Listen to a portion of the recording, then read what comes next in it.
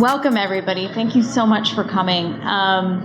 This is exciting for me because since I started at MightyHive last year, one of the things that we were adamant about doing if we were to do events was to make them useful.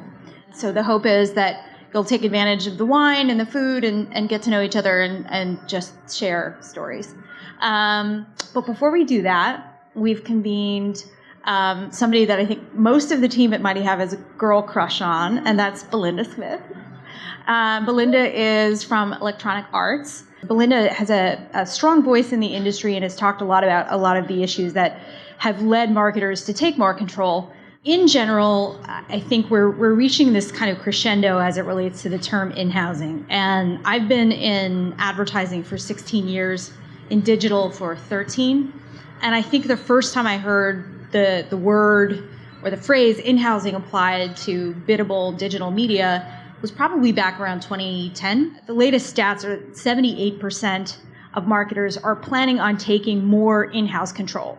Now, the reality is that looks very, very different, which hopefully we'll talk about a little bit tonight. Thank you all for coming. I'm going to ask Belinda some questions now. If any of you have spent any time going to ad tech or advertising conferences, you've heard of Belinda or you've heard Belinda speak. Tell me, how did you become the voice of your generation as it relates to in-housing and ad tech? Oh, man. Just keep it light. Wow. I didn't prepare for this to be such a legendary interview. So I feel like I've seen advertising from all sides. Started brand side at AT&T. I worked with our agencies at AT&T. I worked on building out product at AT&T. From there, I went to a small startup SSP. I've been at the IAB. I did ad agency. And I think at each junction, I was just so frustrated by people not willing to admit the failures of the ecosystem and of the industry. And I came to EA, and EA was a place of having a really proud heritage of doing things themselves, of bucking the trend, of being skeptical to a fault, I would say. And, our personalities just kind of mesh. And when I came to EA, they had been in housing for a while in a very small way. I was brought on to build out the team and quickly found out that, one, I was no longer in New York, where I cut my teeth. And so I didn't have a network out here. And because I didn't have a network out here, also no one really knew that EA was out here or buying. And it was really, really, really hard to recruit. And so I quickly kind of leveraged my network from previous lives and just did a lot of speaking. And the reason that I did that was only to recruit. Was only so that people would be like, oh, I've heard EA is doing cool stuff. Like maybe I should apply there. And I would say it definitely helped with recruiting, but also it just felt good to say out loud some things that I couldn't previously say when my clients were, depending on me to hold up a certain story potentially. So I would just say it's, I've probably just been in programmatic too long, and someone gave me a microphone, and that was that. One of the things that we talked a little bit about, and I know we see it all the time at MightyHive, not just in in-housing projects, but frankly in consulting as well. You mentioned a lot about alignment in the executive team at EA and how that has been something that really matters to you. And if I recall correctly, it's one of the reasons you felt comfortable there. Tell me a little bit about what that means to you and what that looks like at EA. And also to the extent that you can, where have you seen or where have you been at places or seen places where it's not there, and what are the costs of that? Because that does seem to matter a lot to you, and I feel like I see the dark side of that sometimes. Yeah, for sure. God, I'm really lucky in a lot of ways in that because EA had been in housing before I got there, the alignment existed before me. And that alignment created a mandate to hire me. And I remember my second week there, I asked the CEO for XX million dollars to go and do this thing. And it wasn't a conversation of like, why would we do that? Or who else is doing that? Like that sell-in had been accomplished before. So I think that was a huge piece of it. What I think the alignment that fell on me from that point on, because even now there's just such a press storm around in-housing. I hope that it may be easier to sell in the concept to your peers, to say like, everybody's doing it, everybody's talking about it, of course. But even after you get that initial yes, I think talent very quickly became the first thing where I realized that there was different types of alignment and more continual alignment that we needed. And that came in the form of, well, why is this 26-year-old person making the same as Jim, who's been here for 12 years? And it's not core to our business. It came in the form of, okay, well, people usually stay here because they really like the product or they're really into the video game industry. We're not a company that promotes people every 12 months. So why do we have to do that for the media team? And what does that look like? And what does that mean? That came in the form of, we have agency relationships up to our C-level and vendor relationships up to our C-level, and them kind of trying to circumvent my team and say like, oh, here's what you're missing, or here are the downsides. And you really need to have such a short, succinct why you're doing it, and have everyone actually believe that and get to a place where when they repeat it, they think that they just came up with it themselves. So I think a lot of the alignment that has fallen on my plate has been to understand, yes, you agreed to this thing, and here's what that looks like 3 steps out. Here's what that looks like 18 months down the road. And I think it's alignment on both sides. It's not only me selling in that concept, but it's making sure everyone else feels good about it, and we are, positioned in the same way that the business is, and I'm reflecting that in what we're doing with my team. So I think there's been a lot of change in my team. There's been a lot of change in EA overall, and it's just that continual, yeah, you've said yes to this, but here's what that means, and here's what that looks like over the span of 2, 5, 10 years. It sounds a little bit like a political campaign. Yes, yes, it is. And do you take on the responsibility to do this yourself? Unwittingly, yes. Yeah, I'm, as you get to know me with more wine throughout the night, I'm not a political campaigner, but yeah, that's my number one job, is providing clearance for the team, so that they can develop themselves in ways that feel meaningful to them and to their career, and so that they can bring back what we believe is the best value for the company, and that does take 24/7 campaigning. My team tells me a lot, like, you should just have more coffee with people at EA, and I'm just like, oh God. So yeah, it's a big piece of it. It's probably my main piece. Got it. And that's really interesting, because a lot of times when we talk to marketers, they either don't know that they're going to have to do that for a wholesale change, or they've got a large consultancy that's saying, we'll do it for you.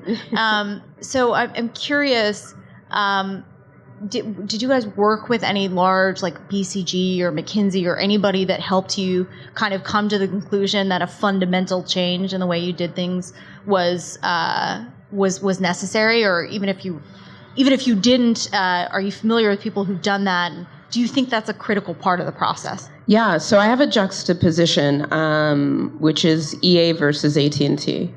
At EA, we did not work with a consultancy. This was kind of just born out of the brains of people. I think that's largely cultural, too. EA is a culture of, we hire the smartest people, and of course, they're right about everything. Like, why wouldn't they be? They work at EA, which is a double-edged sword. So no, we didn't hire a consultancy for EA. This was mostly from expertise from the team, and us like really taking a look at how we've been leveraging agencies and what we haven't used and what we haven't benefited from, and having that discussion. When I was at AT&T, so I was on the first AT&T AdWorks team. AdWorks is now Xandr. But I was on the product team we just made some acquisitions. I was managing a couple engineering teams actually here in California, and we brought in Deloitte. And we probably had a 2-year engagement with the Deloitte team to like really sell this full thing in. I remember at AT&T, even when you wanted to change like the customer UI and add like a new drop-down menu to something, you had to go through like AmDocs and make a business case for it, and then do like all the product requirements and all the marketing requirements. And then that business case went to a committee, and then they said if you could do it or not. And then if that got greenlit, like your clock started then, and you had to come in on time and on budget for that project. So it was really, really different. And we had Deloitte for 2 years to help us just with this business case to ourselves, to say that we wanted to do this AdWorks thing. And that was, great, I guess. But I think the big learning from AT&T is we decided that, we can't recreate Madison Avenue in Dallas. We just moved headquarters to Dallas. So we were going to put the team in New York, and that's what we did. And we quickly ran into so many cultural things of, like, we hired so many people from Google and Yahoo, and other interesting places, and like they weren't gonna fucking wait around 18 months for AmDocs to approve the business case. Like, you were either gonna do the thing you told them in the interview, and if you weren't, they had like 5 other places they could go work really easily. So I've seen it from both sides. There are pros and cons to both, but I think it actually, for me, it's really cultural, and really headquarter culture driven. And B, the other thing about AT&T that I think it was hard for people at AdWorks V1 to understand is that there was a $14 billion consumer business. And so to make any decisions that would color anything on that consumer business was incredibly difficult, even if you were talking about bringing in $500 million. It's just not meaningful. Yeah, that's an incredible stat and really puts it into perspective. How have you communicated why it matters to EA to make this investment and make this change that might be a little uncomfortable on some levels? Yeah, I haven't. So my big thing when I think about how much time I need to spend campaigning is directly correlated to the type of change we're making and how much of a shock to the system that is. I think at EA, the term is like, we don't want to have tissue rejection because we have a new organ. I don't know where the fuck that came from, but that's what we say. And so there are things that I think are very important, and I'm very happy to spend all day screaming up and down the halls like a crazy person about. One of those is like cross-media measurement and improving on that, and that's a lot of the work that I do, and probably not many people in EA care, but it's my job to make sure they know why they actually care. But for getting promoted, every cycle, or getting to go to conferences or whatever, those are not things that I'm willing to spend my time running up and down the hall and saying this is really important and EA you fundamentally have to change so that we can have the right talent. So at EA, what we do is we actually change our criteria for hiring. And again, we're looking for people who are pretty dissatisfied with the robust experiences they've had at other places in the media landscape. Therefore, they're at a point in their career where they understand who they work with, what they're learning, and what their long-term opportunity is more of a priority than what their title is in the next 12 months, which is really difficult because that shrinks your pool considerably. And we also look for people who are just really mission aligned, which is like, hey, we want to be player first. We want to be player centric. And it's almost impossible to do that because there are so many platforms that gate our access to our players and that make us play to communicate with people who are already our players. Like, that's kind of messed up. And so if those things are interesting to you, we have a lot that you can sink your teeth in to and be really content, even not being promoted every year. On the opposite side of that coin at AT&T, we kind of didn't ask permission and we just created new job titles for people. So instead of being like a senior manager, we split senior manager into 2, and you could be a senior manager, you could be an AMD. And it wasn't like really a promotion, but you got to call yourself something different on LinkedIn, and so that felt good, and it wasn't breaking any rules, and That's kind of how we played it there. Practical advice. What is it that keeps you motivated to do this, and why did this role make sense for you now? Yeah, that's a really good question. So we had a team offsite in New York last week. We do this really fun thing that I don't recommend called radical candor as an exercise to open up each day, which is to say, like, you're supposed to say something you would normally be afraid to say to the team, and then we talk about it. And the radical candor exercise from our third day, and by day 3, you're like really probably saying some things you shouldn't say at work. 2 people on my team said, I really miss working at an agency. And they were like, yeah, I really love EA, but I'm kind of struggling because, all my friends are still at agencies, and I talk to them about all the cool things that they're doing on all of these accounts. And like, if I'm being honest, I have to admit that part of me misses that. And I definitely, went through that too when I first came to EA, which was I used to be over the North American trading desk at 360i. I had teams in Chicago and LA and Atlanta and New York. They were some of the brightest people I've ever worked with. And we would take what was happening on Spotify and apply it to Pernod and use that for Toyota and think about that for Canon. And it becomes this really engaging kind of mental agility thing that you do each day. But if I think about what I want to accomplish in my career, now that I have a kid, and I think about like what's actually going to be worth it for me to not be at home playing with my kid, because that's what I'd rather be doing all the time. So if I'm not going to be doing that, like what is a good enough reason to step away from my home? Like I really just want to change the industry. And again, I'm so dissatisfied with the level of dialogue that we're having and the level of depth that we get into and the level of meaningful change that we commit to and we enact. Like, if I'm going to like work for something, if I'm going to be away from home, like I want to do something big like that.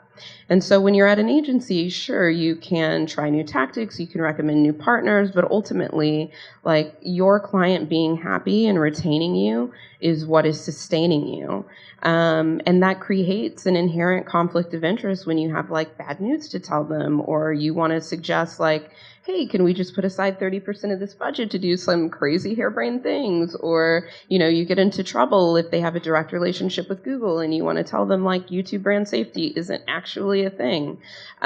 So for me, I am fulfilled by the fact that I am in a position where I have the mandate to be audacious and to challenge what's going on and to call that out and to think about how we do things differently. And I have a mandate to do things, we call it player first, but you could also say like, just don't be an asshole to consumers, because we all, have negative ad experiences. So that's my actual job now, and it makes me feel incredibly good that what I'm working towards each day, I think, is creating meaningful change. And yes, I do miss working on multiple accounts, but I feel more fulfilled in what I'm doing now.